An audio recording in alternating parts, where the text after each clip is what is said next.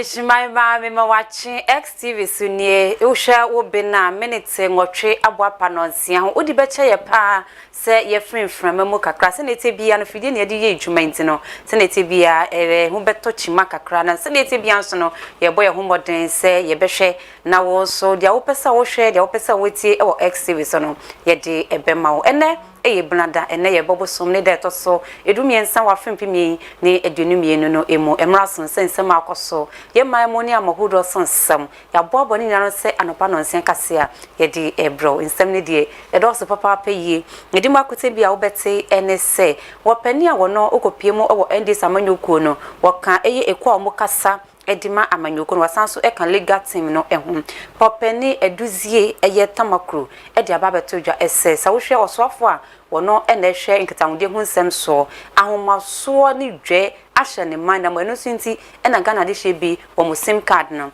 yetimi e broke no na nsem fufu monso no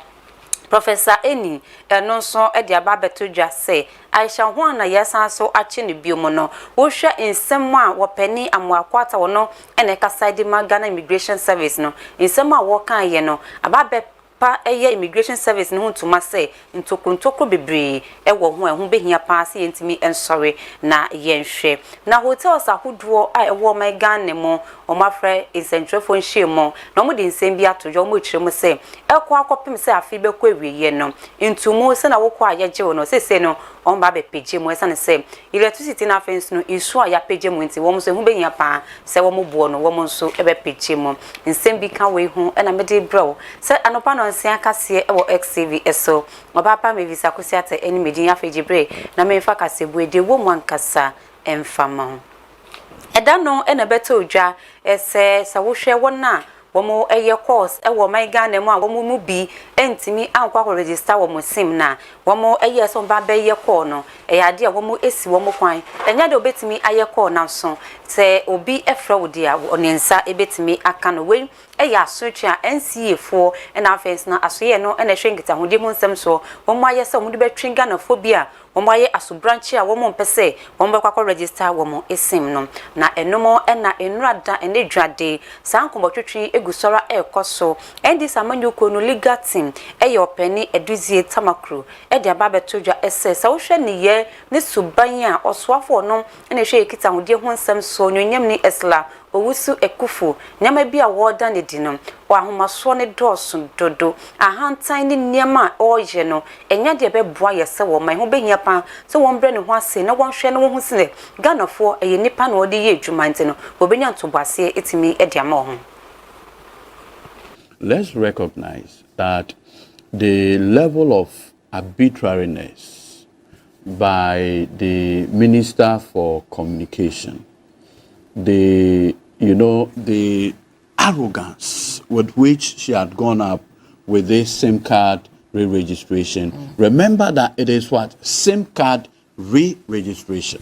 What it means is that some kind of registration has already been done.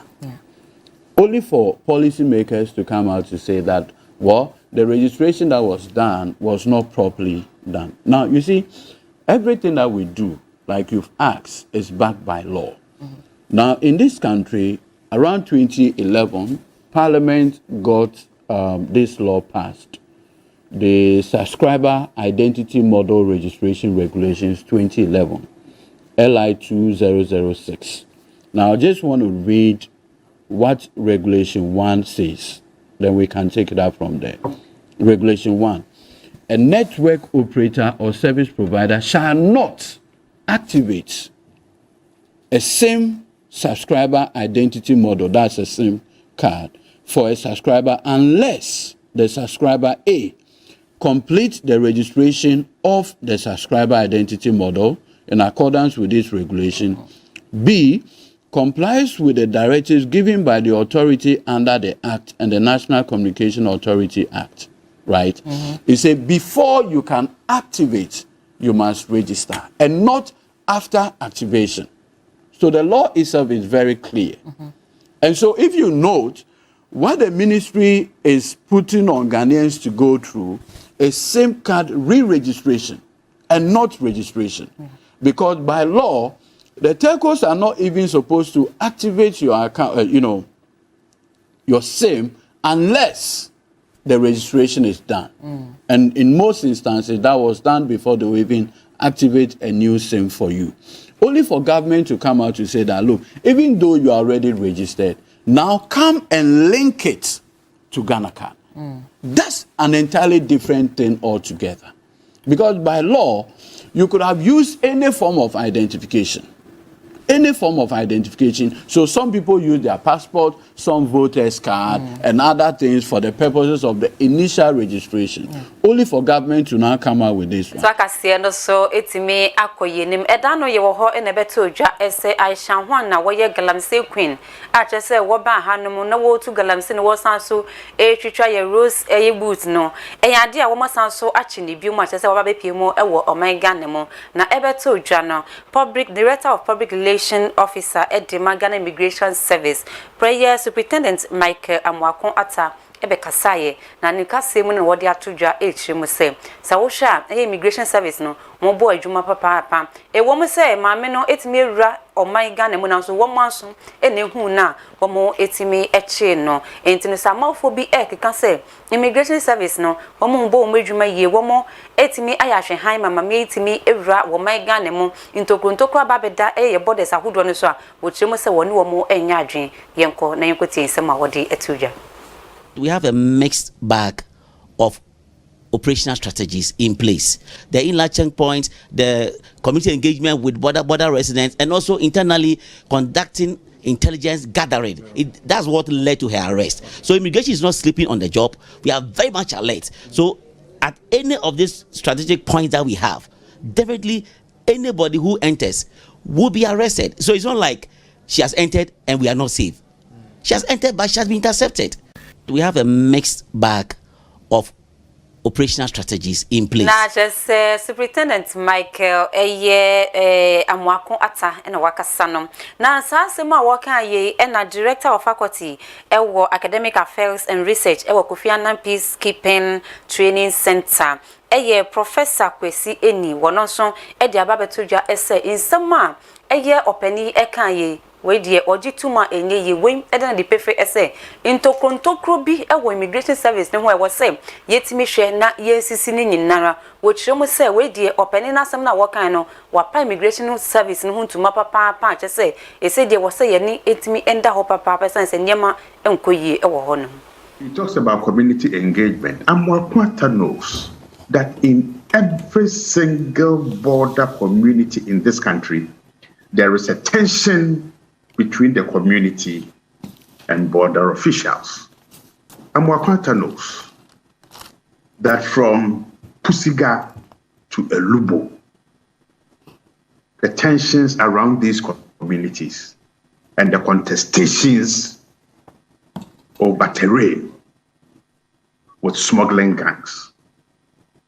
guns, rice, oil, sugar, second-hand ties. Entino Professor Eni ena wakasano na enuechi wo chiremu se okopie mu ewa Ghana Immigration Service honoma amafobi editumi ena eye ejuma ama ejuma na wose wo mu ye nankasa wo mu ntimi nye ejuma no. Amwakon knows that there are struggles even within the service between different ranks of officers because they are not going on the road. That for the sake of our country, it's not everything that can be said here. But you see, sometimes when a nation is hurting, when people are frightened, when there is a sense of where do we go, it is important that those who speak on behalf of the state and its institutions assuage people's fears. Amwakon has just exposed himself and his organization. Na ni krakremu ena wasanso edi atodwa ese sa wo hwe galamse ho asem aye ken ekwakoyo hapa edi ama yese wo man edi ehu kase pan na edi aba beto yeso na Aisha wona asem aye ken no podi akitu ebi o nyema bi ekoso ewo man mu ase ya hwe ye ne ya nsore ntem anye bibia mfa ho a edi asem kase ene bebre yese wo man. While bans on harvest and trade were in place, and the report concluded that this has been possible because, quote once more, a massive institutionalized timber trafficking scheme enabled by high-level corruption and collusion allowed it to take place. The Chinese person who was involved is called either Huang Yangsheng, but also known as Helena Huang, characterized as the Queen of Rosewood. Well, internal Professor Kwesi Eni wono Director of Faculty ewo Academic Affairs and Research ewo Kofi Annan Peacekeeping Training Center and awetimi akasana de shemaima ahani edi kaseboni nyina yedi esi udi bechen se ye frame mu kakra yenya ohaw kakra na nso se nete bia no kasebo na akemu nyina no enyumre no nsia kasebom no yedi ne nyina ebebro memfa sedam fama kasebo aboafo de ogira kamera na chi emame e DJYX na sa ukopie mo ewo MC a ho nso de twa metu mu e Bismarck executive producers no e na Adwa Sapoma na fence no openi samitu gamia mekinkande ma wo e oba pa me visa kosuata me sorry so ma agudie mo nsem de opeti de opahwe no e de bro ye wi a ye di gana ho komo me no mienu ye bedi oman ho komo me da se emomo enihwe